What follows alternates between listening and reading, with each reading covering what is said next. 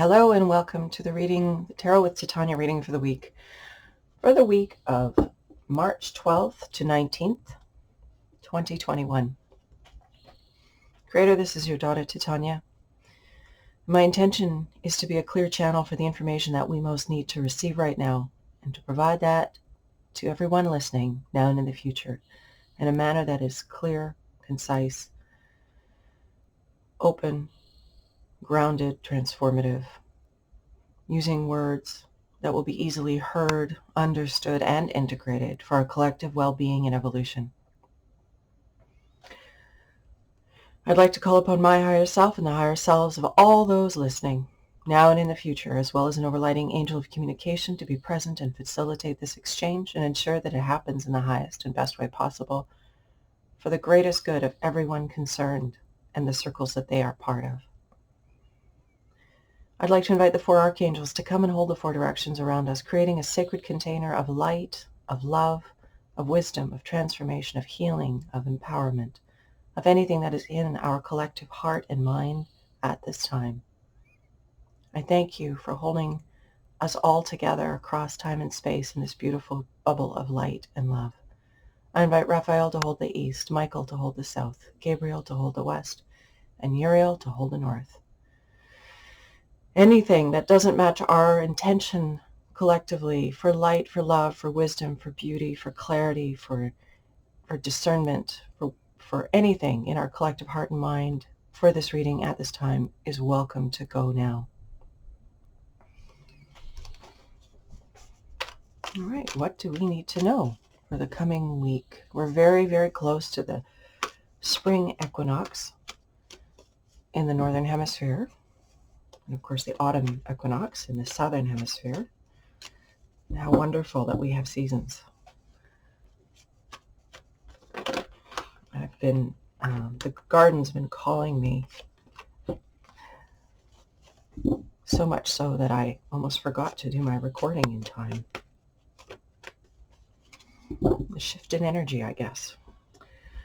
Alrighty, what do we need to know this week for our collective highest and greatest good? That we may be the clearest channels for light, love, and transformation on this planet that we are called to be, easily and effortlessly. What information that can be given here to support us in that? Okay.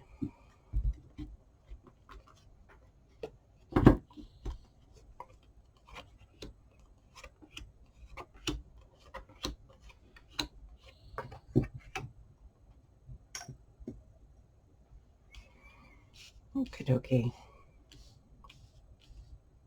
Here are cards for this week. Recent past, the influence is waning, but it continues into the present, into the future. Major Arcana, the card of temperance, the card of balance, the card of intentionally leveraging one's energy in a manner that is not overdoing it. It's about being very mindful of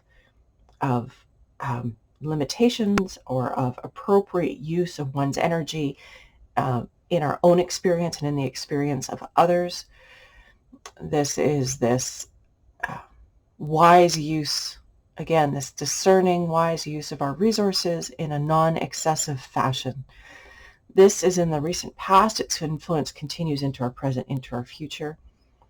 The angel is pouring the water of life into the vessel of the person here, and the person is saying, it's in her hand is up. It's like, whoa, that's enough. So there's this quality of knowing when we need to slow down, knowing when we need to take care of ourselves, knowing when we need to pull back and when we need to step forward. And that's a very internal process. That's very much about going within, connecting to the broader, wiser part of us, and just feeling our way. I have a process that I like to do in my own experience. If I'm not sure about something, I ask myself in body, mind, heart, and spirit, one at a time, if this which is before me is what I need to do or want to do at this time. And I'll say to my body, do you want to do XYZ today or this right now? And then I might get a yes or a no. It just comes. It's like a little bubble that comes up. And then I say, okay, mind, what do you want to do today? Is this appropriate? And I do the same thing. And I go through that with body, mind, heart, and spirit. And if I get a tie where it's 2-2, I know that if my heart and spirit are on board, then it's a yes. If my spirit's on board, it's a yes. But I also want to pay attention to my body, because if my body's tired, I maybe need to be putting that first or take care of myself. It's a feeling thing, is what I'm saying. And there are many different processes for achieving this discernment, this inner wisdom about what is appropriate. A few weeks back, I did a recording and we talked about dowsing and pendulum work, using biofeedback, muscle testing, that idea to help discern what's appropriate mostly for you in this moment at this time. And all those tools do is they train you to listen to yourself, to listen to the broader, wiser part of yourself, to give you a clearer channel to that aspect of yourself so that you can leverage it every day in every moment for your own greatest well-being and unfolding. So again, this idea of temperance is in our recent past, and it's continuing. There's a lot there today. The present card, seclusion. I think we're all a little tired of seclusion, but I think this is not so much, I mean, of course, it continues, the isolation and staying apart continues, but this is the withdrawal, the intentional withdrawal of the self from the distractions of the world, creating a sacred container of coming home to oneself, of being in one's own field and spending time there. When we do this, as I've said before with meditation, when we spend time in our own field, in the process of meditation, of making art, of these different practices that bring us into ourselves, there's a clearing that's created, and we start to know what we feel like separate from the rest of the world. And here what's interesting is we see the swords create this beautiful container of apartness, of sort of separateness, of being in one's own field, but creating a bit of a perimeter around. And so in our present is this energy of deliberately pulling ourselves in, pulling ourselves into a contemplative, centered space and being in our own energy field so we know what we feel like as opposed to the energy of others and the energy of the outside world. This is a powerful way to understand our connection, first of all, to ourself and our own source and our own information, but also so that when we're out in the world, we understand when it's other people's energy that's been flung in our space or other people's energy or the collective's energy that's trying to influence us. So having this practice for many reasons is very, very important. But this is the energy in our present environment, is this calling to go within, to ground within, to be apart from the distractions of the world and in our own field of energy, connecting to that broader, wiser part of us. Near future, 5 of Wands, competition. So that's very interesting, as I've noticed, and I'm sure many of you have as well. It just feels like the polarity is increasing on the planet at this time. And there are different camps, and I don't even know how to qualify them necessarily, maybe 3-dimensional, 5th-dimensional, or material, immaterial. I'm not sure. Again, the language there in the moment. But there's this sense of competition. There's this sense of conflict, this sense of us against them, this energy. And it's very, very important to recognize that we're all here having our human experience. And we don't all come to do the same thing. We're not all here to have the same experience. But when we believe that that's the case, it creates a lot of conflict and a lot of intolerance and a lot of, well, the thing that's coming to me as I'm looking at this is this burning of people at the stake. And I don't mean literally, but it does seem to be happening, that people who are speaking up, who are being leaders, who are putting themselves out there to express a difference of perspective are often being vilified rather than, and it creates this tension, and it becomes a very tense act to speak up and out, rather than it simply being about, that's the experience you're choosing to have, and this is the experience I'm choosing to have. So I know this is intense. A lot of people have very strong opinions about things, and it's important to recognize, again, that we didn't all come here to have the same experience. We didn't all come here to be the same. And if you're feeling strongly about something that's demanding that we do that, then you might want to just look at that and give it a bit of space and time, and recognize that what's great for me and what I'm passionate about is not what's great for you and what you're passionate about. I think we all know that. And it's kind of annoying when somebody is excited and passionate about something and they start chucking it in our space, because there's that sort of coercive experience that happens then, that somebody else is trying to manipulate our own experience, our own freedom to choose and to be here in our own unique expression. So this is coming up in our near future. But what I want to indicate is, if we are very mindful and have an understanding of who we are energetically, we are in a much more resilient and resourceful place to deal with what's perceived as adversity in the world. It doesn't trigger us as much. We can stay calm, we can stay centered and allowing and neutral. Now, again, this doesn't mean letting people walk all over you, because that's not the point. The point is holding your space, your sovereign space, with dignity, with clarity, with wisdom, with love, with kindness, all of those energies, being like the Buddha, right? We have the Buddha sitting here. It's sort of that transcending the duality, transcending the conflict, and just being a clearing for love, for light, for well-being on the planet, for kindness, for respect, for tolerance, for understanding, being that compassionate presence. And then we can bring that wisdom and that discernment to any engagement that we might have that creates that it seems to incite or desire to incite that conflict. I mean, that conflict is not, people will say, oh, well, humans have always been in conflict, but I believe that that's part of our lower selves as human beings, that we can find a way to transcend that and to be an adult about it, so to speak, to be less reactive about it, but to be less in the emotional reactive space and more in the communication, clarity, seeking to understand, seeking to be respectful of the other, coming from that place of harmony and desire for well-being. So this grounding will serve us in any situation of conflict, of dialed up energy, so to speak. How we need to conduct ourselves. Two of Wands. So this is planning. This idea of the story with this one is, we have a shepherd. He's climbed to the top of the nearest, highest peak, and he's looking out, or she's looking out over the surrounding countryside and planning where to take the flock for the next little while. What direction seems to be the most auspicious, the most favorable for this shepherd and the flock.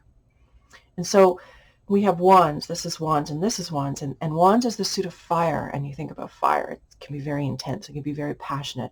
But here we have a very reasonable, practical directing of that fire energy. We want our flock to prosper. We want to be happy and comfortable. We're going to make a good decision. We're planning ahead. We're deciding where we're going to put our energy, where we're going to go with our life force. And so this is in the area of plan of how we need to conduct ourselves. We need to be taking the long view. We need to be looking to the future that we want to create, and then putting our lives in alignment with that future, making active choices every day to the best of our abilities to line up heart, mind, body, spirit. Did I miss one? Heart, mind, body, spirit. No, got them all. With the future that we want to pull into our field and our lives. So that's our work this week. This is how we need to be where we need to be putting our life force and our energy. It's about taking the long view, having the big vision, and lining ourselves up personally. It doesn't matter what anybody else is doing right now. They're having their human experience. They're making their choices. They're having their experiences. We are each here to be sovereign in our experience, to make our choices, to choose what we're doing, what we're experiencing. And so this is for each of us in our own lives, in our own choice. How are we lining our lives up with the future we want to live into? Where do you want your future to go? What do you want to be experiencing? How do you want this to be? Where do you want to be?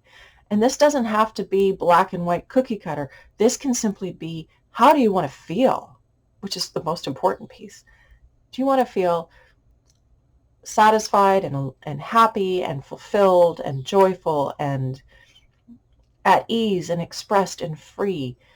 Then lining that up as your intention, making the intention that this is the future you're going to build for yourself, this is the direction you're taking your life in, will serve you very, very well, so that when things come up that don't feel appropriate for you, you'll know. You'll have that discernment. You'll be like, yeah, no, whoa, that's not what I want, or the conflict situation. I mean, the gift in this is that we're really getting clear about what we do want. And that's what we line ourselves up with, what we do want. We turn and face the direction that we do want, and we give our life force and our choices and our actions towards that, and ask for guidance, because, you know, we have a wonderful, wonderful, higher, wiser, broader part of us that's with us all the time. And if you prefer to think of that as a legion of angels, awesome. Or guides, wicked. Whatever it is that speaks to you, your sacred ancestors who have their perspective. But really know that the information is coming in through you. You are the vessel, you are the vehicle, and support is there for you from the higher, wiser, broader part of you. But when you set your intention, what happens is you start to know. So my intention is to be a channel for light and for love. Well, you know when you've fallen off that wagon because you don't feel very good. Oh, I was gossiping, saying not very good things about this other person. Well, that doesn't line up with your intention. So you're going to feel pretty miserable if you've gone counter, you've run your energy counter to what intention that you've set. So that's why intention setting is so important, and to be mindful about how you choose that mindful piece, because what you're doing is you're laying out the foundation for your life. And the gift in that is that if you're off the wagon at all, even a little bit, you're going to start to feel not so good. So you got to come back to your intention and go, oh, okay, oh, that's why I'm not feeling good, because I'm not living into the future that I'm planning for myself here. I'm living against it. I'm laying out my life force in a way that is not in alignment with my intention. Oh, there's lots of good content here today. Okay, how others are going to be. Judgment. Oh, yes. This is very much in alignment with this card. This is the energy of others and the energy of judgment. On the three-dimensional level, it's that making other people wrong for the decisions that they're making other people wrong for choosing differently than you. That's what judgment is. It's not kind, and it's like blaming, and it's putting your energy out in the world and making yourself a victim rather than holding your power and being a grounded source of energy in your own field. So judgment pulls us off our center. We are looking at others and making them wrong rather than going, okay, I see what that person is choosing, and I would prefer something else. And so the higher octave of judgment is discernment. It's that capacity to see what is best and most appropriate for you in any moment. And it's a major arcana. It's a very lofty energy, that energy of discernment. So that's when you step off that duality, which is so helpful for helping provide us with contrast so that we know what we prefer. I mean, if everything was the same all the time, life would be boring, very boring. And the contrast is what turns up the dial and helps us to discern what we prefer, there's that word, and helps us to take movement towards what it is that we choose. So they're parts of the same thing, and they're very, very important parts of the same thing. And so this card is in the position of others.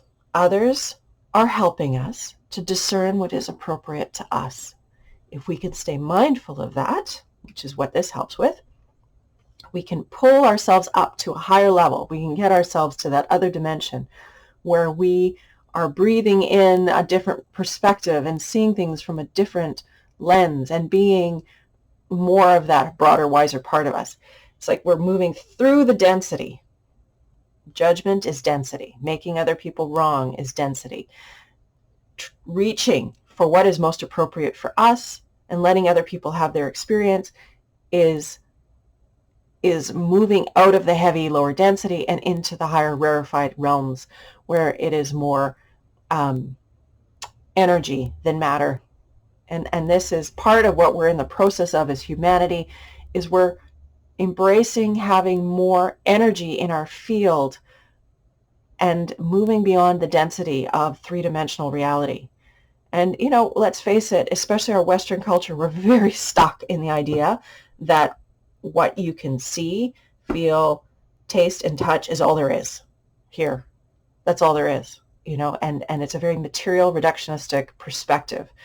And we need to recognize that there's way more to life than that. There are so many of us who've had experiences that don't fall into that understanding or those categories or that limitation.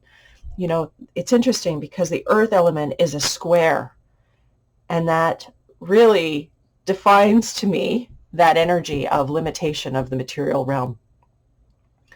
So back to the topic. This card is about recognizing that others in their experience are providing for us the contrast that we need to discern for ourselves what is appropriate for us. And our work is to line ourselves up with it and to make plans from that clarity, not waste our energy in making them wrong and shouting no at other people and their choices, but rather allowing ourselves to have our own perspective and to move in the direction of that. Okay, that's how others are going to be. It's this energy of pulling us. It's a major arcana. This is about our soul growth. It's about us becoming more than we were previously. This is about us expanding and becoming more of the light being, having more of that broader, wiser part of us actually living in the field of our cells, of this clump of cells that is our physical body. It's having more of that energetic being illuminate us and enliven us and bring us to a broader expansion and connection to all of life everywhere. That's the journey that we're on, and this is the opportunity that's in this tremendous conflict that we're seeing. Yeah, I think I forgot a card today, didn't I? Oh yeah, gotta love it. Okay, I'll pull it at the end. Here's the outcome. This is the Six of Wands. It's victory. Never forget that we're always moving towards the greater expansion and unfoldment. All of life is in service to us. This is the journey that we are on as humanity, is becoming more than we were. We are here to have more of our God self, if you want to call it that, living within us, experiencing through us, being, and that's us. Let's face it, that energy is us. It's just the broader, wiser part of us. And the personality that's in this clump, some people like to call it the ego, that's just the human part of us. And it's okay. That's what we're here to experience. Is the limitation of the human form gives us an opportunity to have the contrast. It gives us the opportunity to have preference. And so it's very, very important to our experience and our unfolding and our becoming more than we were. If we were all God selves all the time, well, there wouldn't be much contrast happening. I mean, we are God selves all the time. Don't misunderstand me. But I'm just saying that the human experience is giving us tremendous opportunity to distinguish what we prefer, to move in that direction through the contrast that life presents to us. And so no matter how bleak it feels and how harsh it feels, hold on to the energy that all of this is serving your greatest unfolding. There is a master plan, if you want to call it that. You can let go and let God. There's lots of different ways of saying this, but your work You think about the Buddha. It's just to be in the now. Be the human in the now, reaching and calling in that broader, wiser part of us so that we can be peaceful in the moment, in the now, and live from that authentic expression of our truth. When we're in our now, we are so clear about what's us and what's not us. We are so calm. We are so present. It's so easy to be compassionate when we're in that space. And that's what we're moving towards, having more of that in our field all the time. And that's also, can you imagine a world where that's what's true? We're getting there. We are getting there. And it's a beautiful thing. So don't forget, we are moving towards this. This is what's calling us forward. This is what's creating this intensity of contrast on the planet. And as we learn to be in ourselves, in our now, in our divine human experience, as we approach life from that space, in our now, which is funny because that's the present card, we can easily live through all the rest of it. We can easily bring that grace and that ease to all the rest of our unfolding and transform the world from the inside out. So that's our work for this week. Now, just for fun, because I missed the foundation card, it's kind of funny. I'm trying to think if we need it or not. Let's do it just for fun. What's our foundation for this week? The Lovers. Another major arcana.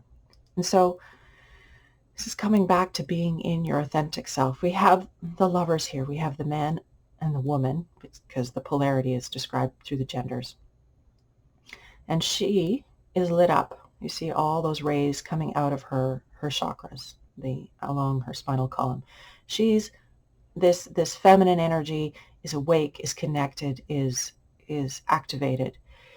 And she holds her partner in true love's light embrace. It's not a stranglehold. There's just this choosing to be with this person.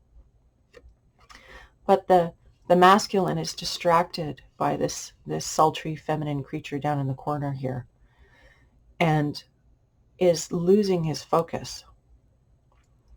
So this card is also about discernment. It's about, where are you putting your attention? Where are you putting your energy? And is it taking you in the direction of what you want? Is it taking you in the direction of being more joyful, more expressed, more satisfied, more loving, more kind? And all of those things come from following our connection to Source. Everything that we want comes from seeking our greater expansion and connection to the powers to the broader, wiser power that is within us and that is part of all that is. When we recognize that we're an individual expression of that, and that our work is to line up with that energy, is to take time out and be in our own field so we know what our unique experience is to be. We're choosing it. We're crafting it. We're God in a human form crafting this experience. There's a lot of story about how it has to be. But that doesn't mean that you have to go that way, right? Just because other people say, well, this is how you do it in our society, this is what our culture says, and this is what you're expected to do. Whether that's a certain way of getting an education, a certain way of doing a job, a certain way of, the medical model, for instance, is very much wired that way. It's like, this is the only way. And there's a censoring of any other perspective. That's not the case. You can choose differently. You can choose the way that is most congruent with you and your expression on this planet and what you're here to experience. So this is the foundation card for the coming week, is this idea of, once again, that energy of discernment. Where are you putting your attention, right? Are you intending your life to unfold for your highest and greatest good? Not in reaction to what somebody else is doing, but for what is truly in service to you and what you're here to bring to the planet. Major Arcana, important. This time of discernment. Who are you? What do you want for yourself? And how do you continue to seek the highest? And that's through this practice of pulling yourself into your now. Meditation helps us to be able to do that. But after a while, what happens? with meditation is that you embody that all the time. It's a tool for learning to access your source, your connection. And pretty soon, that's just where you are. That's just what you do. That's how you be in the world. It's not a special thing you do on Sundays or once a day or a couple of times a week. It becomes how you live and breathe and interact with the world. That's part of our goal, because when we know that, we're plugged in to our source of information, and we easily flow through life and make the discernments that we need to make.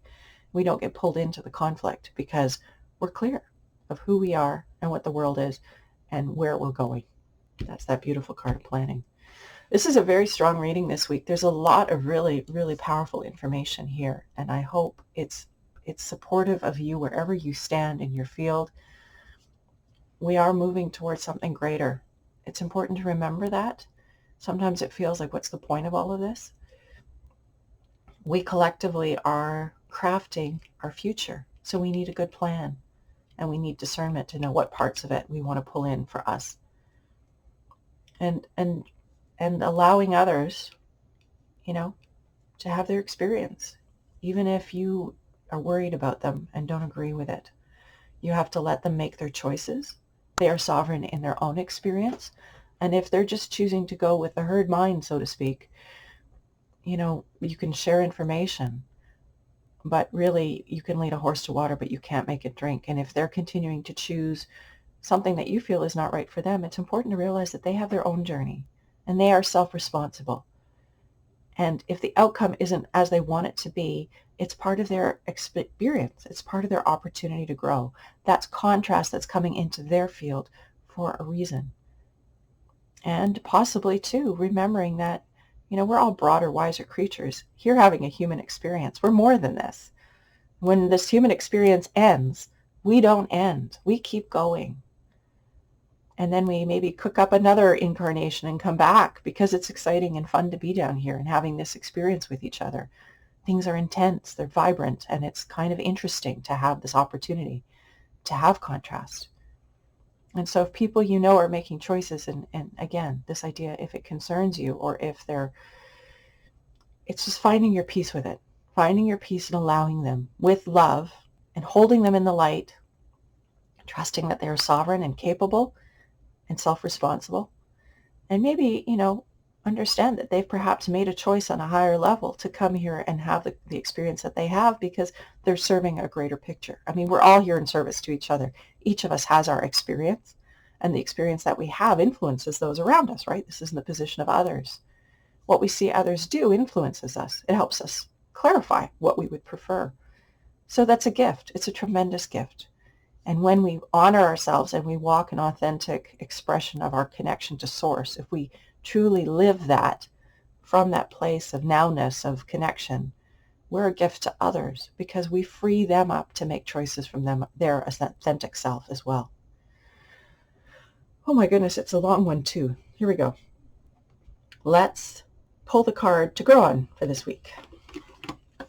Thank you, cards. Okay.